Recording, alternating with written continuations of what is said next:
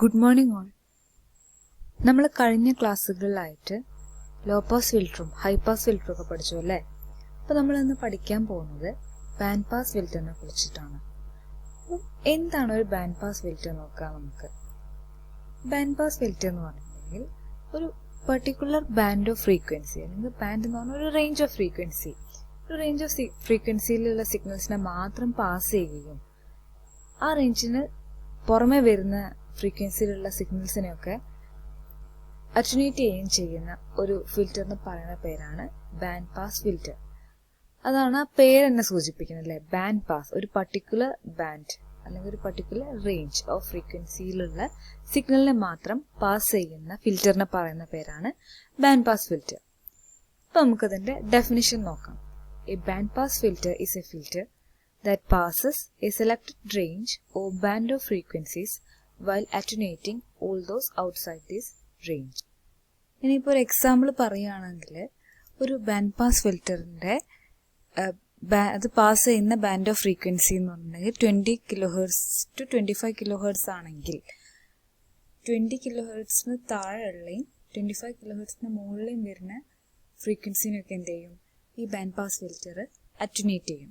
20 kHz താഴെ വരുന്ന ഫ്രീക്വൻസികളെയും 25 kHz മുകളിലേക്ക് വരുന്ന ഫ്രീക്വൻസിനെയൊക്കെ ബാൻഡ് പാസ് ഫിൽറ്റർ അറ്റനുവേറ്റ് ചെയ്യും. 20 kHz തൊട്ട് 25 kHz വരെ വരുന്ന ഫ്രീക്വൻസിയിൽ വരുന്ന സിഗ്നൽസിനെയൊക്കെ എന്ത് ചെയ്യും, പാസ് ചെയ്യും.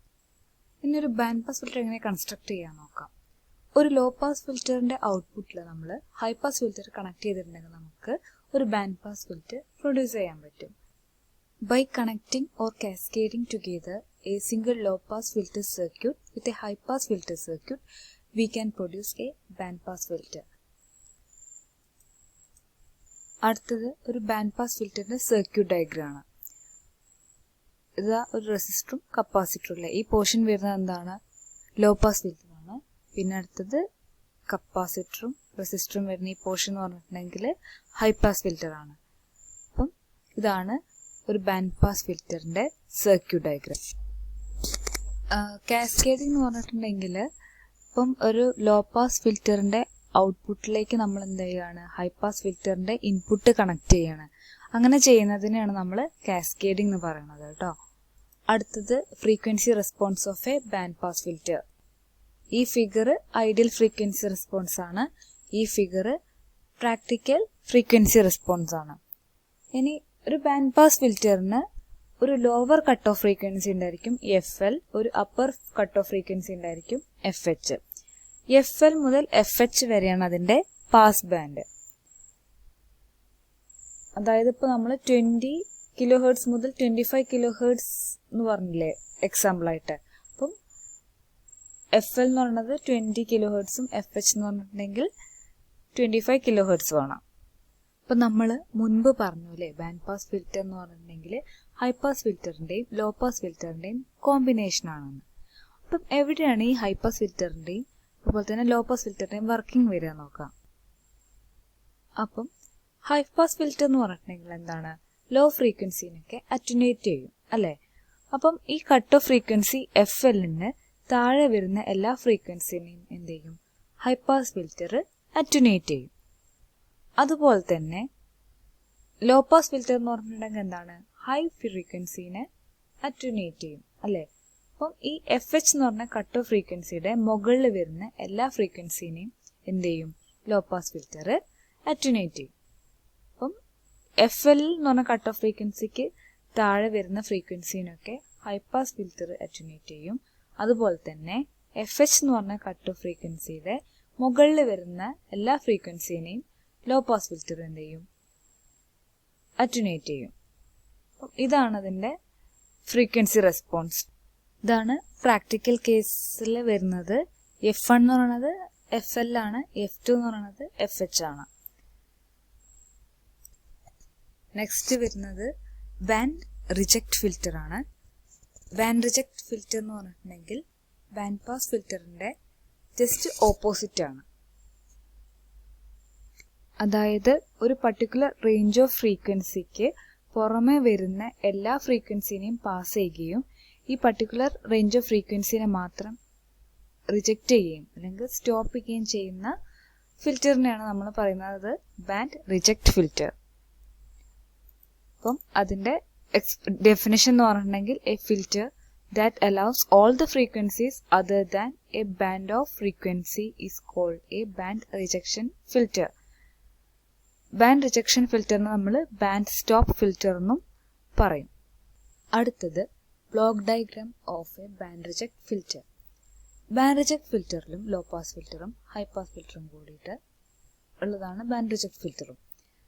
അപ്പം നമ്മളൊരു സിഗ്നൽ കൊടുക്കുന്ന സമയത്ത് ലോ പാസ് ഫിൽറ്റർ എന്ത് ചെയ്യും, ലോ ഫ്രീക്വൻസിനൊക്കെ പാസ് ചെയ്യും. അതുപോലെ തന്നെ ഹൈ പാസ് ഫിൽറ്റർ എന്ത് ചെയ്യും, ഹൈ ഫ്രീക്വൻസിനൊക്കെ പാസ് ചെയ്യും.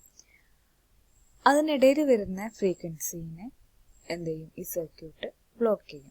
ഇത് നമ്മളൊരു എക്സാമ്പിൾ എടുക്കുകയാണെന്നുണ്ടെങ്കിൽ ലോ പാസ് ഫിൽറ്ററിൻ്റെ ഒരു കട്ട് ഓഫ് ഫ്രീക്വൻസി 200 kHz ആണെന്ന് വിചാരിക്കുക. അതുപോലെ തന്നെ ഹൈ പാസ് ഫിൽറ്ററിൻ്റെ കട്ട് ഓഫ് ഫ്രീക്വൻസി 400 kHz ആണെന്ന് വിചാരിക്കുക. അപ്പം എന്ത് ചെയ്യും, ലോ പാസ് ഫിൽറ്റർ എന്ത് ചെയ്യും, 0 മുതൽ 200 kHz വരെയുള്ള സിഗ്നൽസിനെ പാസ് ചെയ്യും അല്ലേ. അതുപോലെ തന്നെ ഹൈ പാസ് ഫിൽറ്റർ എന്ത് ചെയ്യും, 400 kHz മുതൽ അതിൻ്റെ മുകളിലേക്ക് വരുന്ന സിഗ്നൽസിനെയൊക്കെ പാസ് ചെയ്യും. അതിൻ്റെ ഇടയിൽ വരുന്ന സിഗ്നൽസിന് എന്ത് ചെയ്യും, സർക്യൂട്ട് റിജക്റ്റ് ചെയ്യും. അടുത്തത് frequency response of a band reject filter ആണ്. അപ്പം ഈ ഫിഗറിൽ കാണിച്ചിരിക്കുന്നത് ഐഡിയൽ കേസാണ്. ഈ ഫിഗർ കാണിച്ചിരിക്കുന്നത് എന്താണ്, പ്രാക്ടിക്കൽ കേസാണ്. അപ്പോൾ നമുക്ക് ഫിഗർ നോക്കിയാൽ തന്നെ മനസ്സിലാവും അല്ലേ, ബാൻഡ് റിജക്ട് ഫിൽറ്ററും ബാൻഡ് പാസ് ഫിൽറ്ററും എന്താണ്, ജസ്റ്റ് ഓപ്പോസിറ്റ് ആണ്. അപ്പം ഇവിടെ ഈ കട്ട് ഓഫ് ഫ്രീക്വൻസി FLന് താഴെ വരുന്ന എല്ലാ ഫ്രീക്വൻസിനെയും പാസ് ചെയ്യും. അതുപോലെ തന്നെ FH എന്ന് പറഞ്ഞ കട്ട് ഓഫ് ഫ്രീക്വൻസിക്ക് മുകളിൽ വരുന്ന എല്ലാ സിഗ്നൽസിനെയും പാസ് ചെയ്യും. ഇതിൻ്റെ ഇടയിൽ വരുന്ന ഫ്രീക്വൻസിയിൽ വരുന്ന സിഗ്നൽസിനെയൊക്കെ എന്ത് ചെയ്യും, റിജക്റ്റ് ചെയ്യും.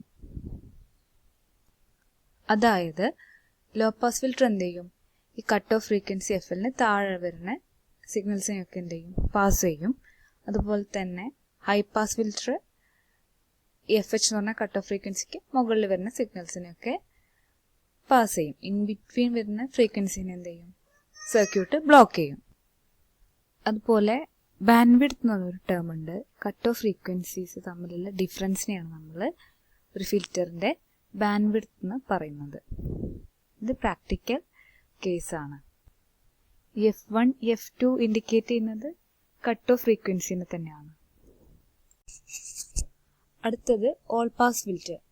ഓൾ പാസ് ഫിൽറ്റർ എന്ന് പറഞ്ഞിട്ടുണ്ടെങ്കിൽ എല്ലാ ഫ്രീക്വൻസീസിനെയും പാസ് ചെയ്യുന്ന ഒരു ഫിൽറ്ററിനെയാണ് നമ്മൾ ഓൾ പാസ് ഫിൽറ്റർ എന്ന് വിളിക്കുന്നത്. ഓൾ പാസ്, എല്ലാ ഫ്രീക്വൻസിനെയും, ആ പേരിൽ തന്നെ നമുക്ക് അത് മനസ്സിലാവും അല്ലേ. അപ്പം എല്ലാ ഫ്രീക്വൻസി സിഗ്നൽസിനെയും പാസ് ചെയ്യുന്നത് കൊണ്ട് തന്നെ ഈ ഒരു ഫിൽറ്ററിന് സ്റ്റോപ്പ് ബാൻഡ് ഉണ്ടാവില്ല. പിന്നെ ഈ ഒരു ഫിൽറ്റർ യൂസ് ചെയ്യുന്നത് ഒരു ഫേസ് ഷിഫ്റ്റ് പ്രൊഡ്യൂസ് ചെയ്യാൻ വേണ്ടിയിട്ടാണ്. അതായത് നമ്മൾ കൊടുക്കുന്ന ഇൻപുട്ടും ഔട്ട്പുട്ടും തമ്മിൽ ഒരു ഫേസ് ഷിഫ്റ്റ് ഉണ്ടായിരിക്കും. ഒരു ഓൾ പാസ് ഫിൽറ്ററിന്റെ ഡെഫിനിഷൻ എന്ന് പറഞ്ഞിട്ടുണ്ടെങ്കിൽ an all pass filter is that which passes all frequencies of the input signal without attenuation. It is used for producing a phase shift to an applied signal. അപ്പം ഇത്രയും കാര്യങ്ങളാണ് ഫിൽറ്റേഴ്സിനെ കുറിച്ചിട്ടുള്ളത്. അപ്പോൾ നിങ്ങൾ ഫിൽറ്റേഴ്സിൻ്റെ circuit diagram അതുപോലെ തന്നെ frequency റെസ്പോൺസും നമുക്ക് നന്നായിട്ട് പഠിക്കാം. Thank you.